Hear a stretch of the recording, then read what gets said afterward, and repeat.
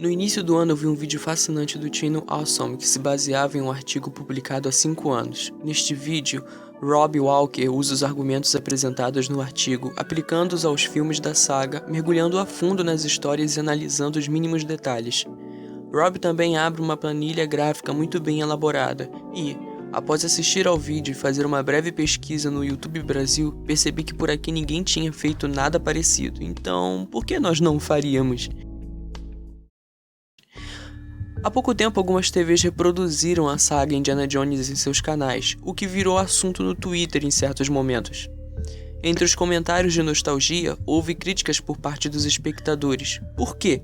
Você pode se perguntar. Simples, estas pessoas, assim como eu, sem dúvidas assistiram a estes filmes quando pequenas, na infância. Hoje, já crescidas, possuem algum nível crítico e, sem dificuldade, percebem que há algo de errado na conduta de Indy.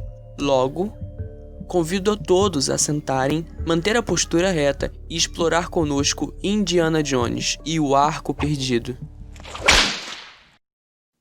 Neste artigo, o autor Iker Maidagan argumenta sobre a possibilidade de qualquer pessoa aprender mais assistindo aos filmes de Indiana Jones do que frequentando uma escola de cinema por 10 anos.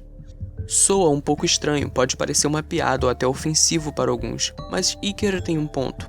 Indiana Jones, ele argumenta, é na verdade mais complexo do que aparenta. Ele assume um papel proativo em suas histórias, tem um lado obscuro, realmente perverso, e apresenta um arco em cada uma de suas aventuras individualmente, bem como na narrativa abrangente de toda a saga. O arco a qual Iker se refere está relacionado a todo e qualquer personagem fictício, e como isso funciona? Bem, um arco de personagem é a transformação ou a jornada interior de um personagem ao longo de uma história. Se uma história tem um arco de personagem, o personagem começa como um tipo de pessoa e gradualmente se transforma em um tipo diferente de pessoa em resposta às mudanças na história. Uma vez que a mudança é muitas vezes substantiva e leva de um traço de personalidade a um traço diretamente oposto, por exemplo, da ganância à benevolência, o termo geométrico arco é frequentemente usado para descrever a mudança radical. O artigo de Iker, bem como o vídeo original de Rob Walker e sua equipe, estarão aqui na descrição.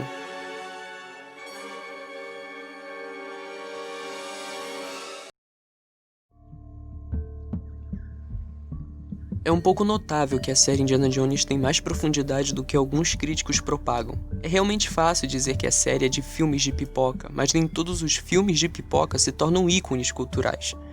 A maioria deles se perdem na mistura dos infinitos catálogos produzidos ao redor do mundo. Mas o porquê de Indiana Jones ser um ícone cultural? Uma simples coisa. Jones, o personagem, é estranhamente fascinante. Ele não é um Schwarzenegger musculoso e nem um Superman altruísta. Ele é um homem falho, propenso a caminhar no infinito e descobrir.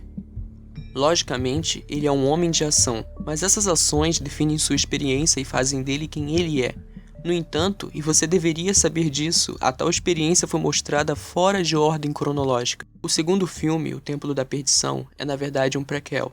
E o terceiro, Última Cruzada, apresenta um flashback que antecede todos eles. Então, o que podemos aprender assistindo a série nesta ordem?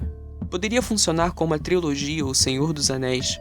O que isso poderia dizer sobre o arco do caráter de Indy? E que lições podemos aprender sobre como criar protagonistas de ação convenientes? Vamos explorar isso com um profundo mergulho na série. Pegue seu chicote e verifique se sua arma está totalmente carregada, porque estamos analisando os Jones. Todos se perderam, menos eu. Finge que os créditos de abertura simplesmente não existem, pois vamos explorar o que antecede a Arca Perdida, em uma escala muito grande de anos.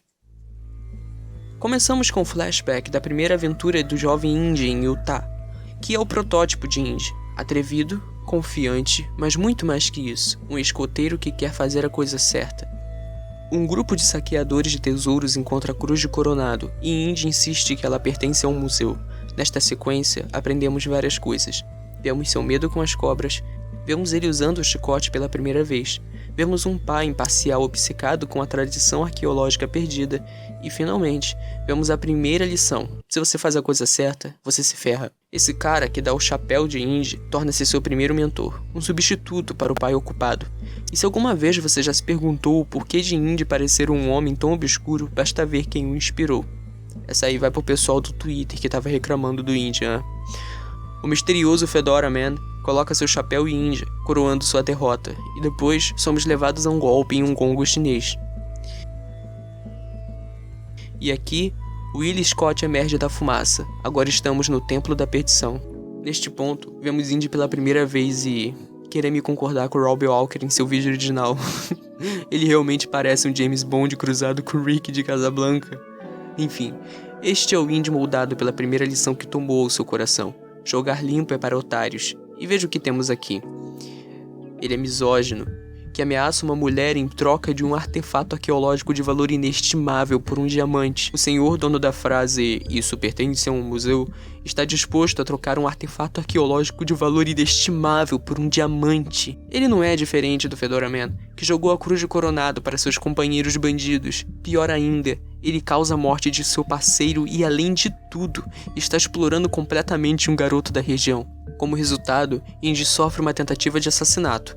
Seu avião se choca contra uma montanha e ele despenca dos céus, deslizando sobre ela até uma vila remota indiana. Lá, ele é cercado pelos moradores humildes da vila, que o pedem ajuda na recuperação de algumas pedras sagradas e resgate de suas crianças, que foram levadas como escravas. E aqui se encontra mais um ponto importante, porque ele não procura esta missão, apenas acaba caindo de costas nela. E por que ele aceitaria essa missão? Riqueza e glória, garoto. Riqueza e glória. No Templo da Perdição, vemos várias intrigas políticas. O subtexto, que é o templo em si, é um mal antigo que foi esmagado pela civilização e que tenta reviver-se explorando o próprio povo. Os britânicos podem se considerar uma força civilizadora, mas também são sobrecarregados pelo Império. E esse reino indiano, à sombra de um culto, quer vingança. E assim as regras são acordadas e as crianças exploradas. E quem mais depende do trabalho infantil? Jones. Mas este é um aspecto comum com os vilões da série.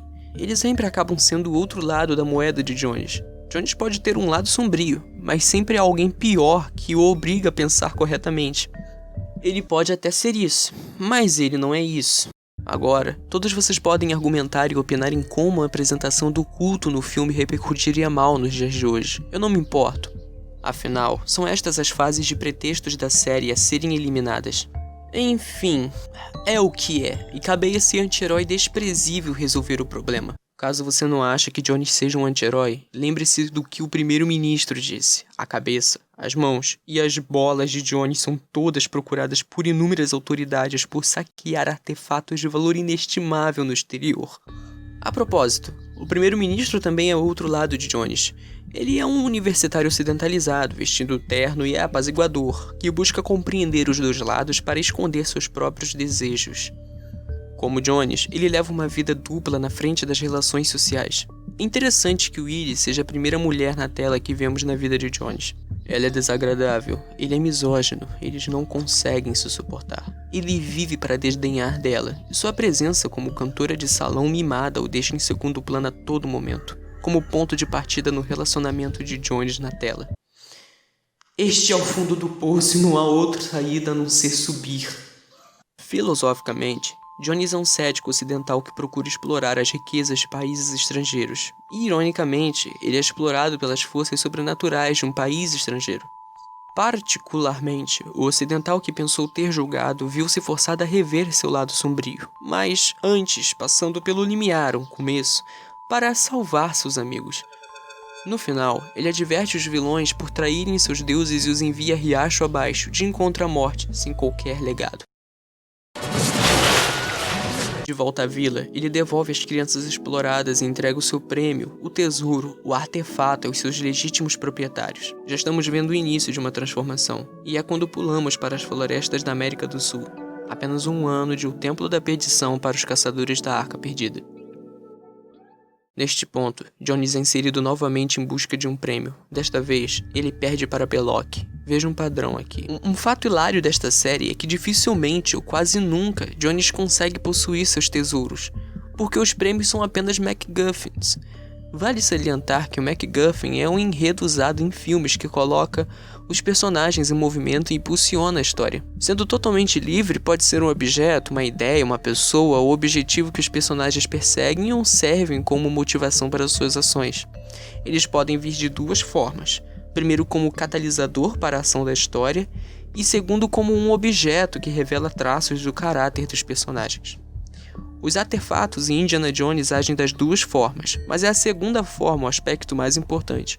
Os artefatos mudam seu caráter, não sua identidade. A urna e o Templo da Perdição foram para Lao Shi, as pedras para os moradores da vila, o ídolo para Belloq, a arca para o governo, o Graal para o abismo e os alienígenas para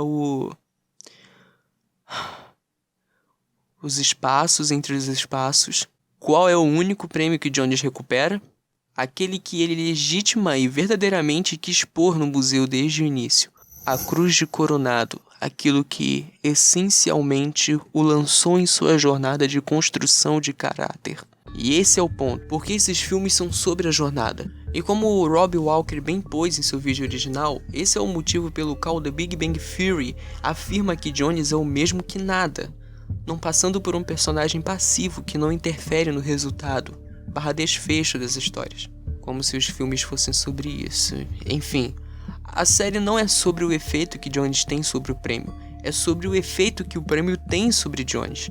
Isso porque cada um revela novas ideias sobre o crescimento desse personagem e, por outro lado, também revela coisas sobre os vilões. Lembre-se de que no Templo da Perdição, a civilização ocidental era vista como uma alternativa menos horrível quando igualada ao sacrifício humano nativo. Mas, em Caçadores da Arca Perdida, a própria civilização ocidental é o lado maligno, que, em vez de acabar com os poderes sobrenaturais, os nazistas estão tentando desenterrá-lo para seus próprios interesses e afins. Belloq e Jones, dois lados, uma moeda. Desta vez, Jones não tropeça e cai de costas em uma missão. A missão o encontra. Ele não está agora cercado por civis, mas pelo governo. E a busca não é por fortuna e glória, mas por si mesmo. A arca representa tudo o que foi conquistado pela arqueologia, podendo ir além. O Museu de Marcos, ao contrário do templo, é um empreendimento muito mais intelectual. Agora, Belloq está na escuridão. Ambos exploram a escuridão. Entretanto, Belloq trai a França, seu país, trabalhando para o governo nazista. Ele é um Jones desequilibrado, mas ambos compartilham similaridades peculiares. Você e eu somos muito parecidos. Ambos são movidos pela arqueologia e curiosidade intelectual. A diferença é até que ponto eles estão dispostos a ir para alcançar seus objetivos. Belloq opera mais como a versão templo de Indy, mas em outro aspecto, ele também está um passo à frente porque a arca também é uma jornada espiritual distorcida para ele. Jones, você por acaso tem ideia do que a arca é? É um transmissor. É um rádio para se poder falar com Deus. Neste momento, Jones não se preocupa com a busca de Belloq pelo divino. Ao invés disso, ele está mais ocupado com Marion, uma aventura muito antiga.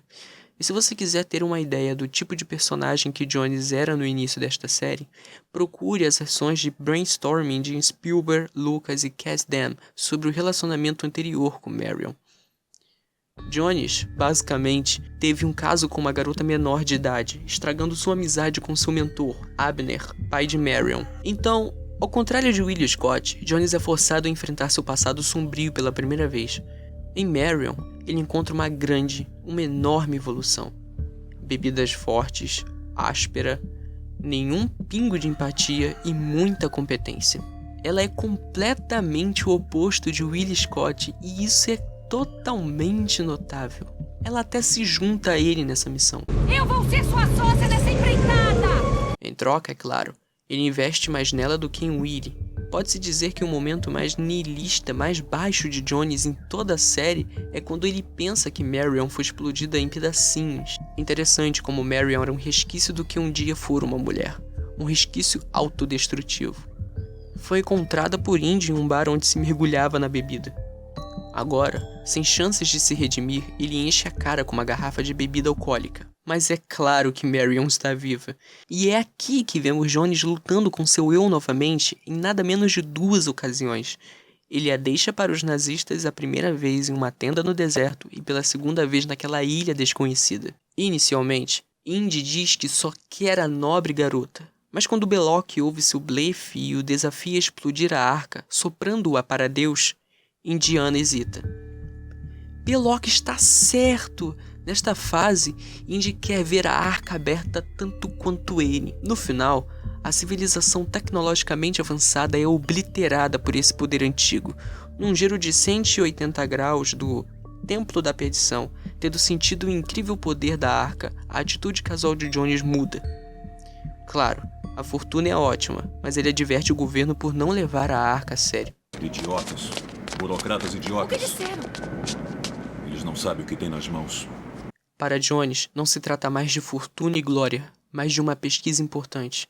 E mais uma vez ele perde o prêmio em si. Entretanto, ganha uma nova visão e um acerto de contas com Marion. Isso nos leva à última cruzada. Aqui começamos na costa portuguesa, em 1938. Indy leva um soco na cara e luta contra o primeiro antagonista da série, o homem que roubou a Cruz de Coronado, que agora, depois de 2 filmes, tem a trama finalizada. Depois de perder a arca para uma, digamos, burocracia sem rosto, ele voltou ao seu mantra de escoteiro de que isso pertence a um museu. Definitivamente não é o Indy que vimos no Templo da Perdição, e cronologicamente, tudo se soma. A Cruz de Coronado foi a primeira coisa desapropriada de Indy, transformando um garoto idealista em um cínico fatigoso que viaja pelo mundo. Mas agora, Indy recupera um pedaço de sua alma. Se desejava evidência disso, lembre-se o que acontece quando ele é convidado a procurar o Graal. Pois é, ele recusa. Fortuna e glória, curiosidade intelectual, não serve mais. Como ele mesmo diz. Eu não vim procurar o cálice de Cristo, eu vim procurar o meu pai. Seu pai é a última peça do quebra-cabeça. Este conflito não foi resolvido desde antes de seu confronto com o Fedora Man. Somente quando seu pai explica o que está em jogo. Se for achado pelos nazistas, os exércitos das trevas marcharão sobre a face da terra. Isso marca a primeira vez que Indy se torna o verdadeiro herói em sua própria história. Não um anti-herói que tropeça no caminho correto, mas um homem que faz uma escolha moral consciente para fazer a coisa certa. O mal deve ser parado, e isso só acontece depois que ele recupera a cruz. Voltando a falar sobre os vilões, desta vez, Indy não é enviado a uma missão por moradores humildes de uma vila ou por agentes do governo, mas por um capitalista. Donovan é um agente da indústria estadunidense. Agora o mal se esconde no quintal de Jones. O prêmio que ele procura não é uma super arma potencial, é a imortalidade em si. Tanto ele quanto Belloc estavam utilizando de seus benfeitores. Mas, diferentemente de Belloc, Donovan sabe exatamente o que seu prêmio fará. Hitler pode tomar o mundo, mas não pode levá-lo para o túmulo. Eu vou brindar a minha saúde quando ele estiver morto e enterrado. O outro vilão é Elsa, uma vilã, que como Belloc traiu seu país trabalhando para o regime nazista. Ela também é uma colega historiadora, não é de se admirar que Jones tenha se apaixonado por ela. Em um nível intelectual, ela e Jones são iguais, e isso leva a um ponto interessante. Quanto mais altruísta Jones se torna, mais problemas ele cria. Lembre-se do conselho de Donovan. Dr. Jones, boa sorte. E tenha muito cuidado. Não confie em ninguém. Mas esse Jones mais suave faz exatamente isso. Essa evolução nesse personagem leva a uma ótima cena em que Elsa diz que faria qualquer coisa para obter o Graal, e que Jones faria o mesmo. Ele responde: Eu lamento que pense assim. E é isso mesmo, eu acredito totalmente nele, porque este não é o mesmo Jones do início da série. Elsa, por outro lado, é um reflexo de seu eu passado. E que karma! O homem misógino que prejulgou e usou várias mulheres agora está sendo prejulgado e usado. E é por isso que a cena em que ele quase a estrangula é tão brutal. Observe. Mesmo assim, você se juntou aos inimigos contra tudo que o Santo Graal representa. Não me interessa o que você pensa. Interessa sim. Ela está certa. Ele está emocionalmente movido. E não é porque ele foi prejulgado ou usado agora, mas porque ele já passou por isso antes. Para Jones, isso literalmente se tornou uma cruzada moral. E ela é uma janela para o desgraçado moral que ele era antes de receber a cruz e seus escrúpulos de volta. Ele evoluiu. A mulher que amava, não. Essa evolução moral acaba culminando nas 3 provações. Somente um homem penitente, que segue os passos de Deus e dá o salto da fé, pode recuperar o Graal. Indy faz isso. Elsa apenas o segue. No final, Elsa mata Donovan com a mesma coisa que ele procurava: um falso Graal. Enquanto isso, Elsa morre tentando recuperar o verdadeiro Graal, como Henry disse. Elsa jamais acreditou no Santo Graal. Ela pensou que havia achado um troféu. Lembre-se da regra. Não se trata do prêmio em si, mas do que ele revela. Os verdadeiros prêmios são a eliminação do mal, a reparação do relacionamento com seu pai e o alcance de um despertar espiritual. Iluminação.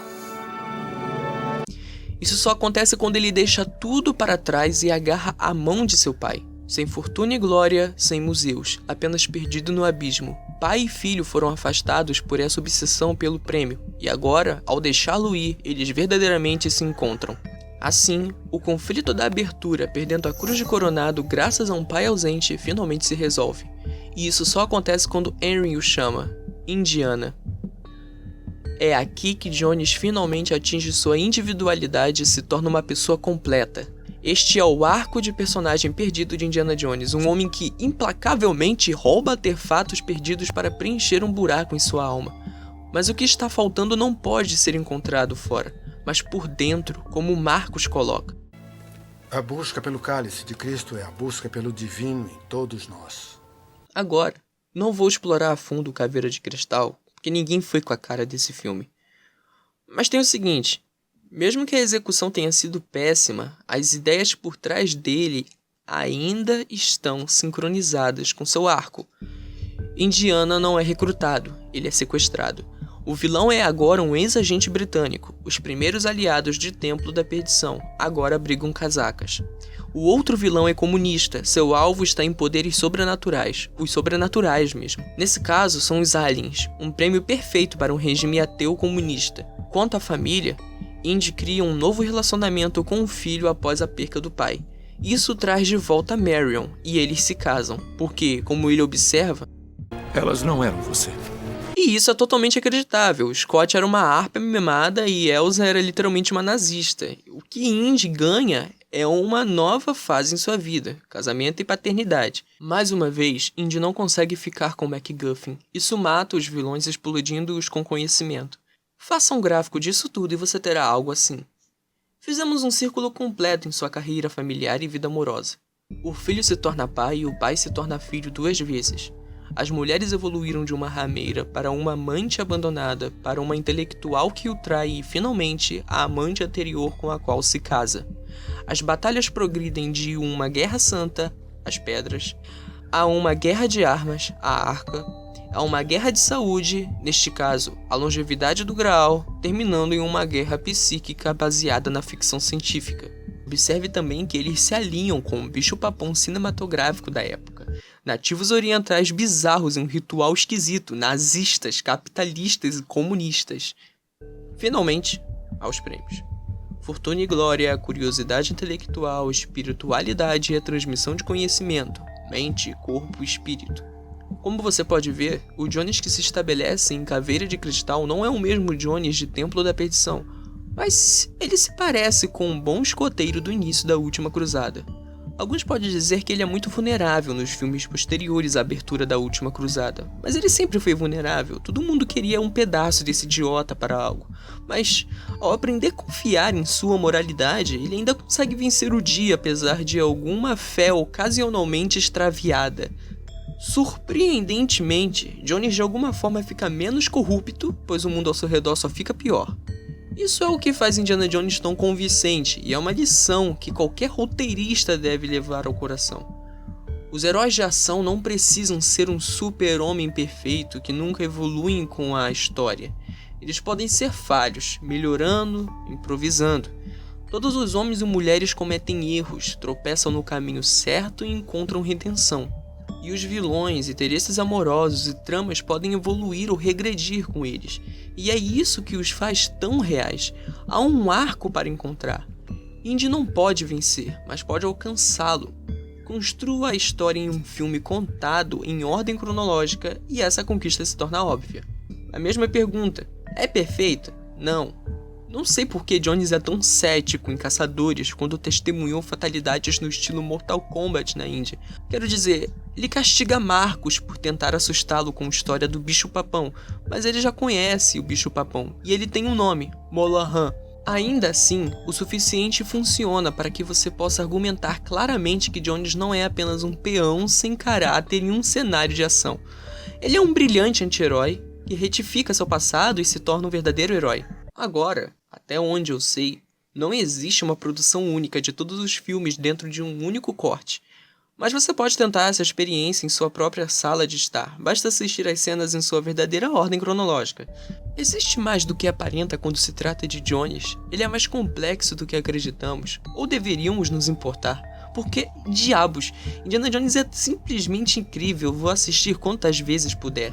Então, deixe-me saber o que você pensa, deixe um comentário, mas tenha cuidado porque... O X nunca indica o ponto certo. Spoiler. O X indica o local.